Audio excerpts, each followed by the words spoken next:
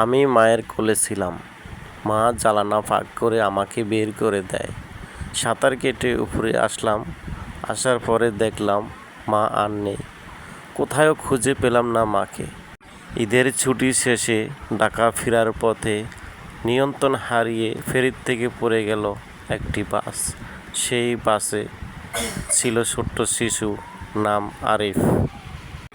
আরিফের নানি শাহেদা বেগম, তার মেয়ে জ্যোৎস্না বেগম ঢাকা বাইপাইল এলাকায় ছোট্ট একটা পোশাক কারখানায় চাকরি করেন। তাদের বাড়ি রাজবাড়ী সদর উপজেলায় মাঝবাড়ি। আমার মেয়েকে বাসে তুলে দিছিলাম। বাড়িতে যাইয়া ফোনে কথা বললাম। আমার মেয়ে আমাকে বলল, মা বাস পদ্মায় পড়ে যাইতেছে। মায়ের সাথে কথা বলতে বলতে মেয়ে পদ্মায় চলে গেল, আর ফিরে এলো না। পুলিশ তদন্ত করে দেখল 11 জন যাত্রী জীবিত ফিরে এসেছে। এখনও তদন্ত চলতেছে।